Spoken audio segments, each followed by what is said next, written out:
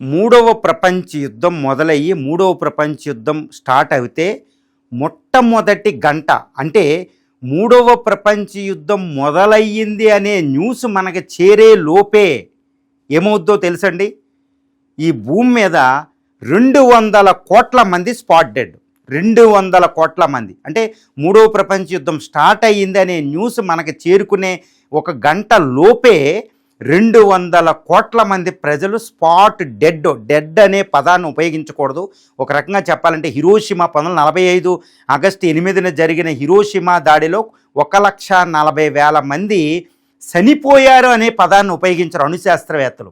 ఏమంటారు తెలుసండి, ఎవాపరేట్ అయిపోయారు, ఆవిరైపోతారు, ఎముకలు కూడా మిగలవు. ఒక కర్పూరాన్ని ప్లేట్లో పెట్టి వెలిగిస్తే అది మండిపోయిన తర్వాత ప్లేట్లో ఒక మచ్చ పడుతుంది చూడండి, అది ఆవిరైనట్టు. ఆ విధంగా ఆవిరైపోయారంట 1,40,000 మంది హిరోషిమాలో 1945 ఆగస్టు. అదొక చిన్న అణుబాంబు, లిటిల్ బాయ్. కానీ ఇప్పుడు ఉన్న అణుబాంబులు జార్ బాంబులు, మెగాటన్ బాంబులు ఉన్నాయి, హైడ్రోజన్ బాంబులు, న్యూట్రాన్ బాంబులు. ఇప్పుడు మూడవ ప్రపంచ యుద్ధం జరిగితే ఇప్పుడు మొదటి ప్రపంచ యుద్ధం రెండవ ప్రపంచ యుద్ధాలలాగా 5-6 సంవత్సరాలు జరగవు. మూడవ ప్రపంచ యుద్ధం ఒక గంట జరుగుతుంది. ఇది ఒక్క గంటలోనే ఈ భూమి అంగారక గ్రహం కింద మారిపోతుంది. మార్స్ మీద ఎటువంటి జీవరాశి ఉండదు కదండి, అలా మారిపోబోతుంది. అందుకని మూడవ ప్రపంచ యుద్ధం మాట ఎత్తగానే ఇది తెలిసిన వాళ్ళకి నిద్ర పట్టదు. నిజంగా చెప్తున్నానండి, దీన్ని రీసెర్చ్ చేసి దీన్ని స్టడీ చేసిన తర్వాత నిద్ర పట్టలేదు అంటే ఆ రాత్రి అందరూ నమ్మాల్సిందే.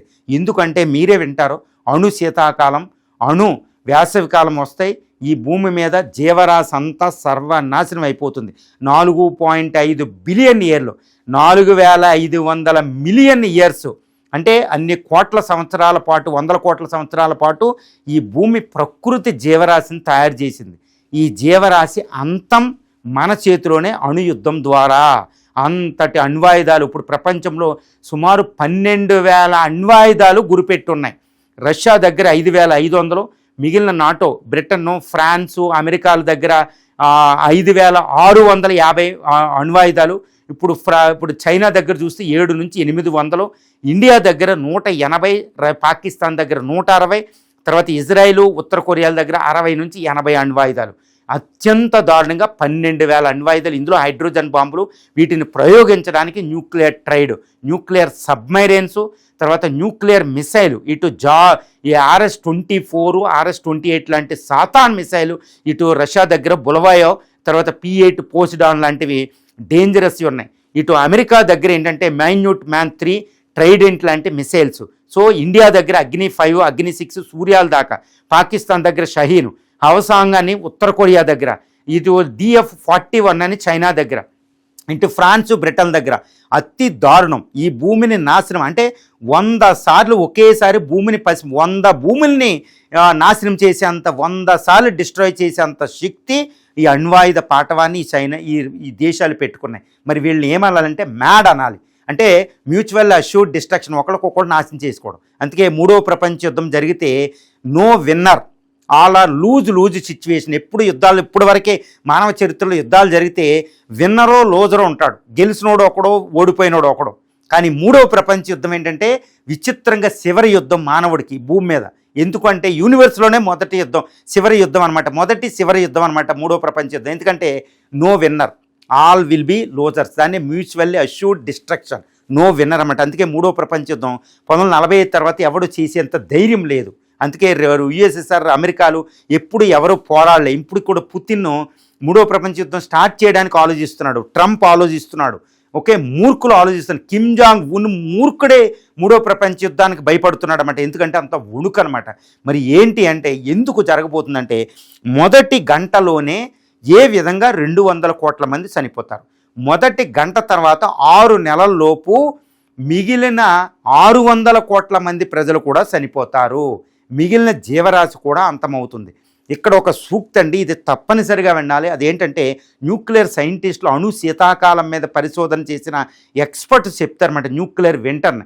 అదేంటంటే అణుయుద్ధం జరిగినప్పుడు మొట్టమొదటి గంటలో, మూడో ప్రపంచ యుద్ధం మొట్టమొదటి గంటలో చనిపోయిన వాడు అదృష్టవంతుడు.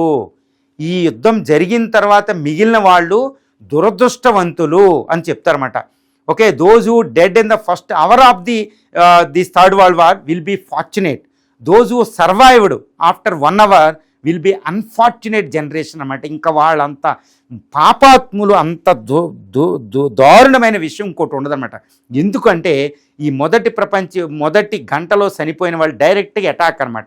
ఈ డైరెక్ట్ అటాక్లో చనిపోయకుండా 6 నెలలు మిగిలిన వాళ్ళు అణు శీతాకాలంలో కుళ్ళిపోతారు. క్యాన్సర్ తోటి పిల్లలు, జల్లలు, తెలిసిన వాళ్ళు అందరూ కుళ్ళిపోయి చచ్చిపోతారు. స్టార్వేషన్, ఆహార పంటలు ఉండవు. అది ఎలాగో చూద్దాం. మొదటి గంటలో 200 కోట్ల మంది ఎలా చనిపోతారంటే వెంటనే ఏంటంటే, ఫర్ ఎగ్జాంపుల్ రష్యా, అమెరికా ఇద్దరిలో ఎవరు మూడో ప్రపంచ యుద్ధం మొదలెట్టినా, ఇటు చైనా కానీ అమెరికా కానీ ఎవరు ముందు మొదలుపెట్టినా ఈ యొక్క అణుబాంబులు ఒకేసారి పడతాయి. ఎందుకంటే ఎవరైతే మొదట వేశారో వాళ్ళకి ఒక 5-6 నిమిషాల వ్యవధిలో ముందు పడతాయి శత్రుదేశం మీద, అంతే. ఫర్ ఎగ్జాంపుల్ రష్యా సైబీరియాలో సీక్రెట్ సైలోస్ నుంచి వాళ్ళు యాక్టివేట్ చేస్తే ఈ RS-24 కన్నా RS-28 లాంటి సాతాన్ మిసైల్స్ లేకపోతే బులవాయు సబ్మెరైన్ ద్వారా బులవాయులు వేస్తే అది అమెరికాకి గురిపెట్టి వెళుతుంటే వాళ్ళు రాడార్ ద్వారా, ఇప్పుడు గ్రీన్లాండ్లో ఉన్న ఆర్కిటిక్ ద్వారా ఉన్న రాడార్లు మిలిటరీ శాటిలైట్ ద్వారా కనిపెట్టి ఎక్కడికెక్కడ గురిపెట్టారో మిరివి ఎక్కడికి వస్తుందో వాళ్ళకి అర్థమైపోతుంది. కానీ దాన్ని ఆపే శక్తి అమెరికాకు ఉండదు. రష్యా మిసైల్స్ని ఆపలేదు కాబట్టి కొన్ని ఆపినా అన్నిట్లో తప్పనిసరిగా 60-50% వెళ్ళి కొట్టేస్తాయి. కాబట్టి న్యూయార్క్, వాషింగ్టన్ వాళ్ళు ఫస్ట్ టార్గెట్ పెడతారు, లాస్ ఏంజల్స్ ఇలాంటివి. సో అమెరికాలో ఒకేసారి 50 సిటీలని టార్గెట్ చేస్తారు. రష్యా ఒక సిటీని అటాక్ చేస్తే తర్వాత రష్యా నదిని అటాక్. కాబట్టి 50 నుంచి 100 సిటీలు ఒకేసారి రష్యా అటాక్ చేస్తుంది. మరి ఈ ఎన్ని మిసైల్స్ అలా వెళ్ళిపోతూ ఉంటే ఆకాశంలో అమెరికా కూడా అది కూడా యాక్టివేట్ చేసి మైన్యూట్ మ్యాన్ను ఈ యొక్క కాలిఫోర్నియా డెజర్ట్ ఈ ప్రాంతాల నుంచి అది కూడా వేస్తాయి. కాబట్టి రష్యా మిసైల్ 5 నిమిషాల ముందు తాగితే 5 నిమిషాలు లేటుగా ఒకేసారి ఆకాశంలో 2 వచ్చి తాకుతాయి అనమాట. అంటే మొట్టమొదటి 20 నుంచి 40 నిమిషాల్లోనే వినాశనం జరుగుతుంది. ఇక రెండో ఫేజ్ను కూడా వెంటనే వాళ్ళు చేస్తారు. వెంటనే సముద్రాల్లో నెక్కున్న ఇటు ట్రైడెంట్ లాంటివి, ఇటు బులవాయోని న్యూక్లియర్ సబ్మెరైన్ ద్వారా అవి కూడా ప్రయోగించేస్తాయి.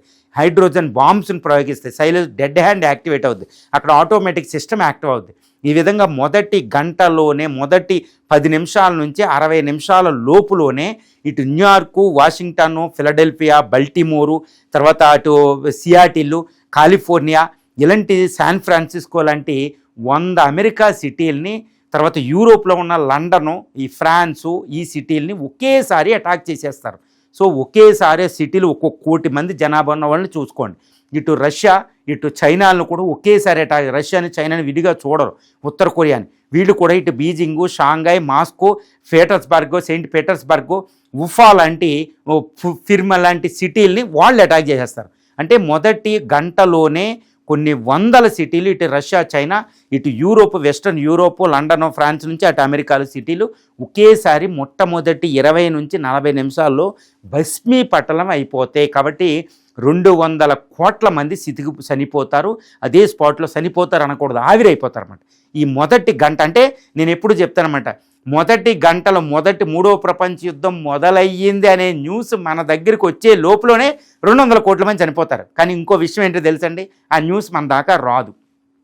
అసలు మూడో ప్రపంచ యుద్ధం అనే న్యూస్ మన దగ్గరికి రాదు. రేడియేషను, ఆ యొక్క సూర్యరశ్మి ఆగిపోయి సూర్యుడు మన ఇండియా లాంటి భూమధ్య రేఖకి దగ్గరలో కూడా, ఆఫ్రికా ఖండంలో కూడా టెంపరేచర్స్ -10కి పడిపోతాయి ఒక 24 గంటలు. ఎందుకంటే సూర్యకిరణాలు భూమికి మీద రావు. అప్పటికే కమ్యూనికేషను, మిలిటరీ శాటిలైట్ అన్నీ పేలిపోతాయి ఎక్కడికక్కడ. ఎందుకంటే జియో మ్యాగ్నెటిజం, ఈ ఎలక్ట్రోమ్యాగ్నెటిక్ వేవ్స్ వచ్చేసి ఎంటైర్ ఎలక్ట్రానిక్స్ని జామ్ చేసేస్తాయి. కాబట్టి ఏ న్యూస్, ఏ టీవీ ఛానల్ అంతా సైలెంట్ అయిపోద్ది. ఒకేసారి మధ్యయుగంలోకి వెళ్ళిపోద్ది. రాక్ ఎరాలోకి భూమి వెళ్ళిపోతుందన్నమాట, మధ్యయుగంలోకి. అంతటి దారుణం. మూడో ప్రపంచ యుద్ధం మొదలైందని న్యూస్ మన దగ్గర రాదు. ఈ రేడియేషను, గాలులు, విపరీతమైన వర్షాలు, పెద్ద పెద్ద తుఫాన్లు, టోర్నడోస్. ఎందుకంటే ఒక అణుబాంబు పేలగానే ఏం జరిగిద్దో తెలుసండి. మొట్టమొదటిగా పేలుడికి కొన్ని లక్షల మంది చనిపోతారు. ఒక 10 కిలోమీటర్ల ప్రాంతం, కిలోమీటర్ బాంబు తీవ్రతను బట్టి, మెగాటన్ను బట్టి, కిలోటన్ బట్టి పేలగానే ఈ పేలుడు, లైటింగు ఆల్మోస్ట్ 50 కిలోమీటర్ల పరిధిలో దాన్ని చూసిన వాళ్ళు కళ్ళు పనిచేయవు, అంత లైటింగు. సూర్యుడు దగ్గర ఉన్న 20 మిలియన్ డిగ్రీ సెంటిగ్రేడ్ టెంపరేచర్ పుడుతుందన్నమాట. లోహాలన్నీ కరిగిపోతాయి, ఒక్క లోహం కూడా, రాళ్ళు కూడా కరిగిపోతాయి, ఏది కూడా ఉండదన్నమాట.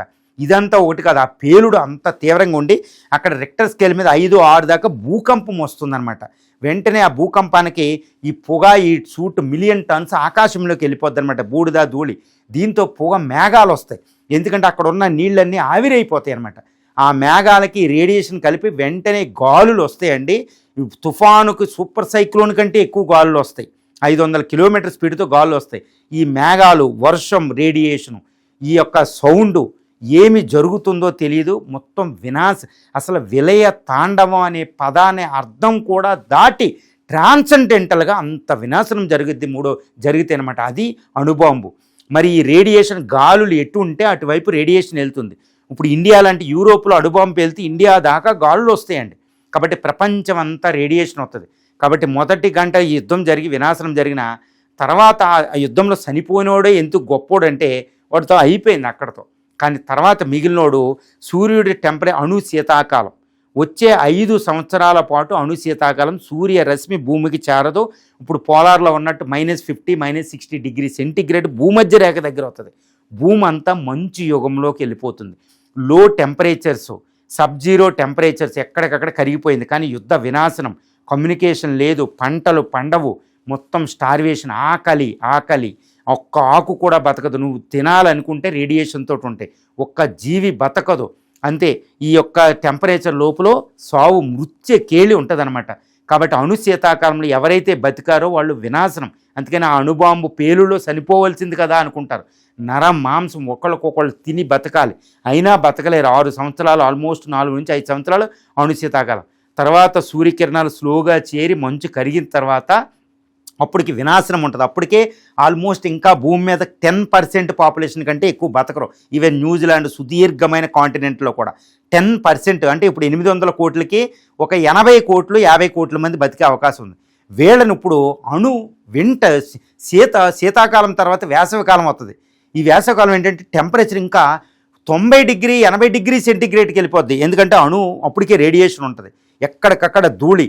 ఇప్పుడు అంతకుముందు బతుకున్న వాళ్ళు ఇప్పుడు చనిపోతారు. ఈ విధంగా అణు శీతాకాలం అంటే 7-8 సంవత్సరాల తర్వాత భూమి మీద జీవరాశి కూడా ఉండదు, మొక్కలు కూడా ఉండదు. అప్పుడు ఎడారి అంటే మార్స్ లాగా మారిపోతుంది. అది అణు విధ్వంసం, 3వ ప్రపంచ యుద్ధం. అందుకనే ఐన్స్టీన్ అంటారన్నమాట, 3వ ప్రపంచ యుద్ధం తర్వాత జరిగే యుద్ధాలు కర్రలతోనూ రాళ్ళతోనూ ఉంటాయి.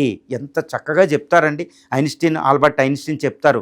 అణు విధ్వంసం హిరోషిమా చూసిన తర్వాత ఐన్స్టీను అణుబాంబులు తయారు చేసిన వాళ్ళు చాలా ఘోరంగా బాధపడతారంట, ఎందుకు మా జీవితం అని. అందుకే ఐన్స్టీన్ గాంధీని మొక్కుతారండి, ఇలాంటి శాంతిదూత ఉండాలి కదా అని.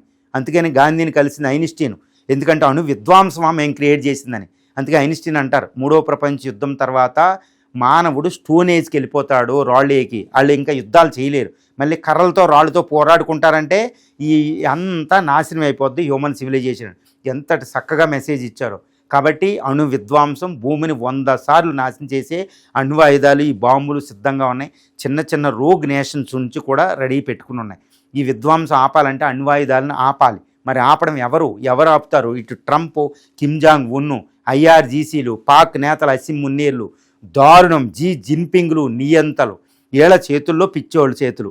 ఇప్పుడు మానవ 4500 మిలియన్ సంవత్సరాల ప్రకృతి వీళ్ళ చేతుల్లో ఆధారపడి ఉంది. మరి ఈ డిజార్మెంట్ ఎవరు చేస్తారు? శాంతి ఎవరు చెప్తారు? మళ్ళీ ఎలా? ఇది భూమి మీద మానవుడి ముందున్న అతిపెద్ద ప్రశ్న. దీని అణుయుద్ధాన్ని, 3వ ప్రపంచ యుద్ధాన్ని ఆపి తీరాల్సిందే.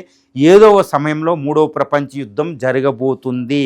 కాబట్టి అణ్వాయుధాలే మానవ వినాశనం. కాబట్టి అణు శాస్త్రవేత్తలు, దీని మీద అవగాహన ఉన్న వాళ్ళకి నిద్ర పట్టడంలా, నాకే నిద్ర పట్టడంలా, అణు శీతాకాలం, అణువు వింటారు బాబోయ్ ఏంటి ఇది అనేది.